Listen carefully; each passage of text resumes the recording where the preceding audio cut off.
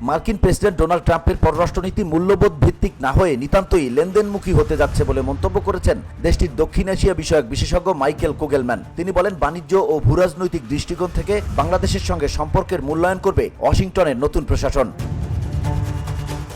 Washington ভিত্তিক Wilson সেন্টারের দক্ষিণ এশিয়া ইনস্টিটিউটের পরিচালক কুগেলম্যান বলেন, প্রথম দিকে মার্কিন প্রশাসন সম্পর্কে আমরা যতটুকু ধারণা করতে পারি সেই অনুসারে যদি বাংলাদেশের দিকে চোখ দেই তাহলে দুটি দিকে আমাদের আলোকপাত করতে হবে। বাণিজ্যিক ও ভূরাজনৈতিক দ্বিপাক্ষিক সম্পর্কের অংশ হিসেবে আলোচনায় বাণিজ্য থাকবে, এটি নিয়মিত বিষয় হয়ে থাকবে।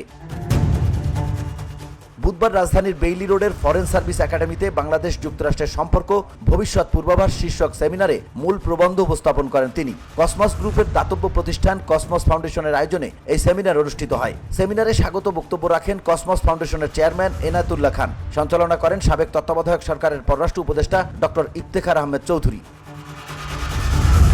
এতে বক্তব্য রাখেন দ্য বে অব বেঙ্গল ইনস্টিটিউটের সভাপতি ও কসমস ফাউন্ডেশনের ইমিরেটাস উপদেষ্টা ও সাবেক রাষ্ট্রদূত তারিক আহমদ করিম, বাংলাদেশ এন্টারপ্রাইজ ইনস্টিটিউটের সভাপতি ও সাবেক রাষ্ট্রদূত হুমায়ুন কবির এবং জাহাঙ্গীরনগর বিশ্ববিদ্যালয়ের আন্তর্জাতিক সম্পর্ক বিভাগের অধ্যাপক শাহাব এনাম খান। বর্তমানে যুক্তরাষ্ট্রের সঙ্গে বাংলাদেশের সম্পর্কের সম্ভাবনা নিয়ে মাইকেল কুগেলম্যান বলেন, বাংলাদেশ আপাতত ট্রাম্পের চোখে পড়তে যাচ্ছে না। সম্ভবত এটি একটি ভালো দিক। এসব থেকে দূরে থাকলে বাংলাদেশ ভালো করতে পারবে। সাবেক প্রেসিডেন্ট জো বাইডেনের চেয়ে রাশিয়ার প্রতি অনেক বেশি উদারনীতি অনুসরণ করছে বাংলাদেশ, যে কারণে রুশ তহবিলের পরমাণু জ্বালানি প্রকল্প ও রাশিয়ার সঙ্গে যোগাযোগ বৃদ্ধির জন্য বাংলাদেশকে ঝামেলায় ফেলবে বলে মনে হচ্ছে না। সাবেক প্রধানমন্ত্রী শেখ হাসিনার আমলে রাশিয়ার সঙ্গে বাংলাদেশের সম্পর্কে নতুন গতি পেয়েছিল। তিনি বলেন, সাম্প্রতিক বছরগুলোতে বাংলাদেশের প্রভাব বিস্তারে বড় শক্তিগুলো যেমন যুক্তরাষ্ট্র, চীন, ভারত, চীন ও যুক্তরাষ্ট্র রাশিয়ার বহুমাত্রিক ও ব্যাপক প্রতিযোগিতা কিছুটা কমে এসেছে। বাংলাদেশে এই প্রতিযোগিতা ততটা জোরালো নাও হতে পারে। কাজেই কয়েক বছর আগে বাংলাদেশ যে একটা বাজে সংকটের মুখে পড়েছিল তেমন কিছু নাও ঘটতে পারে। তখন রূপপুর পরমাণু বিদ্যুৎ চুল্লির যন্ত্রাংশবাহী জাহাজ বাংলাদেশে ভিড়তে না দিতে চাপ দিয়েছিল যুক্তরাষ্ট্র।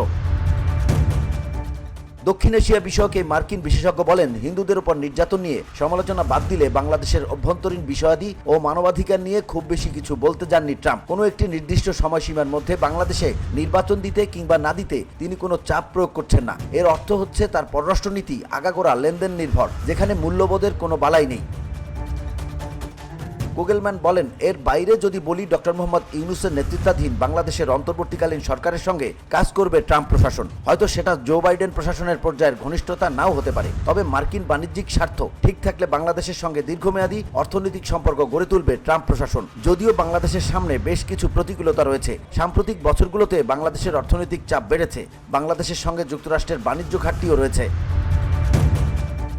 এ সময় কসমস ফাউন্ডেশনের চেয়ারম্যান এনায়েতুল্লাহ খান বলেন, প্রেসিডেন্ট হিসেবে ডোনাল্ড ট্রাম্পের মেয়াদে বিভিন্ন দেশের সঙ্গে যুক্তরাষ্ট্রের সম্পর্কের গতিপথ নতুন রূপ নেবে বলেই সবার ধারণা। যুক্তরাষ্ট্রের ঐতিহ্যবাহী কূটনীতি ও অঙ্গীকার যেগুলো অবধারিত বলে ধরে নেওয়া হতো, ট্রাম্প আমলে সেগুলো থেকে সরে এসে লেনদেনের মনোভাবই প্রশ্নের কেন্দ্রবিন্দুতে রাখা হয়েছে। সেটা হচ্ছে যুক্তরাষ্ট্র কিংবা দেশটির জনগণের কী স্বার্থ আছে, তা হোক অর্থনৈতিক কিংবা কৌশলগত। তিনি বলেন, এই সংঘাতপূর্ণ বিশ্বে বাংলাদেশের কোনো শত্রু নেই বলে মনে হচ্ছে। যদি বাংলাদেশের উন্নয়ন আকাঙ্ক্ষা এবং যুক্তরাষ্ট্রের শান্তি ও স্থিতিশীলতার অঙ্গীকারের পথ ধরে দুই দেশের সম্পর্কে এগিয়ে যায়, তাহলে তা যুক্তরাষ্ট্রের সঙ্গে বিশ্বের অন্য দেশগুলোর দ্বিপাক্ষিক সম্পর্কের মডেল হতে পারে। তিনি বলেন, আমার মতে ঢাকা ও ওয়াশিংটনের মধ্যে সরাসরি সংযোগ আরও গভীর করার এবং আমাদের অংশীদারিত্বের একটি কৌশলগত মাত্রা প্রদর্শনের মাধ্যমে চমৎকার সাফল্য অর্জন করা যেতে পারে, যেখানে দুপক্ষকে পরস্পরের শান্তি, স্থিতিশীলতা প্রবৃদ্ধির অংশীদার হিসেবে দেখা হবে। BOD Bangla news desk.